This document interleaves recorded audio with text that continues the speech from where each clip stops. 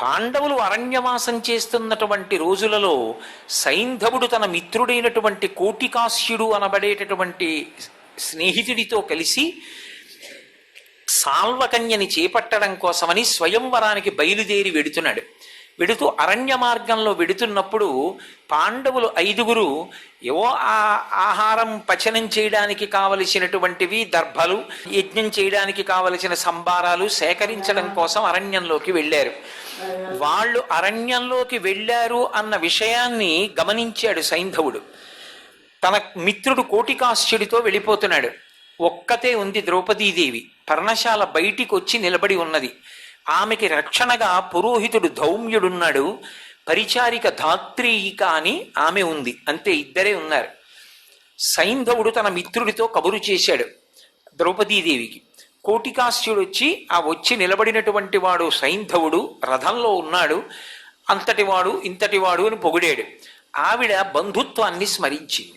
నాకు వరసకి అన్నగారు అవుతాడు, ఎందుకంటే దుస్సల యొక్క భర్త కనుక, పాండవులకు బావగారు కనుక నాకు అన్నగారు వచ్చినప్పుడు చెల్లెలు ఆతిథ్యం ఇవ్వాలి.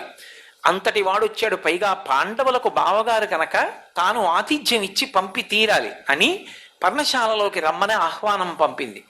వచ్చినటువంటి సైంధవుడికి ఆవిడ ఏదో అతిథి మర్యాద సలపబోయింది. కానీ దుష్టమైన ఆలోచనతో ఉన్నటువంటి సైంధవుడు తనకి ద్రౌపదీదేవి పట్ల ఉన్నటువంటి కామాతురతని వెల్లడి చేశాడు. కామాతురాణం నభయం నలజ్జ, ఆమె వరసకి చెల్లెలవుతుంది. చెల్లెలైన దాని పట్ల కామాతురత వెల్లడి చేశాడు. ఆమె నీవు ఇలా ప్రవర్తించకూడదు అని సద్బుద్ధి గరపబోయింది. కానీ ఆ మాటలు వినడానికి సిద్ధంగా లేనటువంటి సైంధవుడు బలవంతంగా ద్రౌపదీదేవిని తీసుకుని రథంలో పెట్టి పట్టుకెళ్ళిపోతున్నాడు.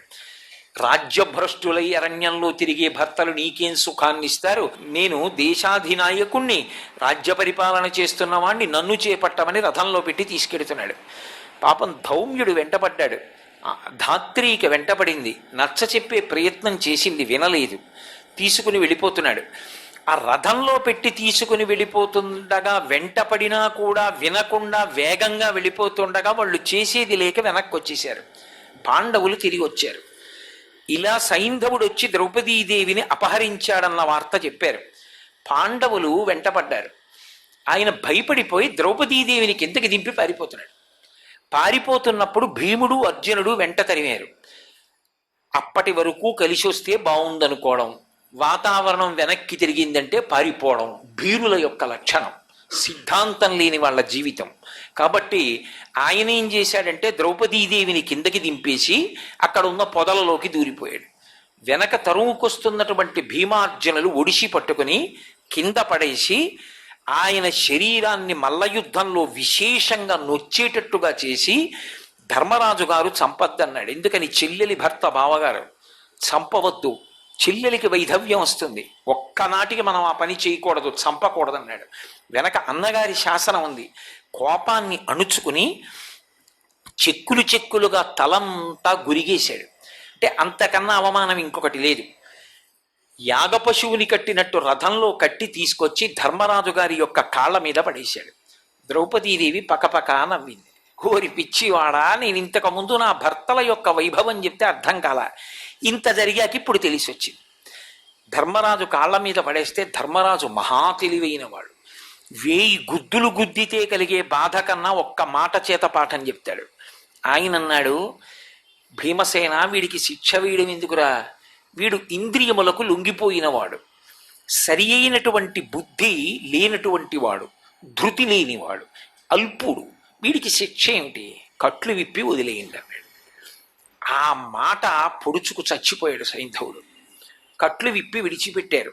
కానీ తప్పు చేసిన వాడు పశ్చాత్తాపం పొందడం కన్నా గొప్ప విషయం ఇంకోటి లేదు. ఆయన పశ్చాత్తాపం పొందలేదు. వెళ్ళి పరమేశ్వరుడి గురించి తపస్సు చేశాడు. పరమశివుడు ప్రత్యక్షమయ్యాడు. ప్రత్యక్షమై ఏం కావాలని అడిగాడు.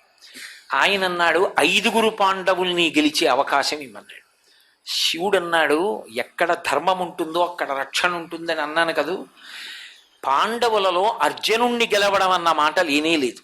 నువ్వు గెలవలేవు. కానీ ఒక్కరోజు మాత్రం అర్జునుడు వినా మిగిలిన నలుగురు పాండవుల్ని గెలుస్తావు, వరం ఇస్తున్నానన్నాడు. ఇదే కొంప ముంచింది. తర్వాత మహాభారత యుద్ధంలో 13వ రోజు యుద్ధం జరుగుతున్నప్పుడు అర్జునుడు దూరంగా ఉన్నటువంటి సమయం చూసి అభిమన్యుడు పద్మవ్యూహంలోకి ప్రవేశించగానే ధర్మరాజు, భీముడు, నకులుడు, సహదేవుడు, సాత్యకి, దృష్టజ్యుమ్నుడు వీళ్ళెవ్వరూ లోపలికి రాకుండా విశేషమైన బలంతో అడ్డుపడిపోయాడు సైంధవుడు. సర్వం శ్రీ ఉమామహేశ్వర పరబ్రహ్మార్పణమస్తు. స్వస్తి.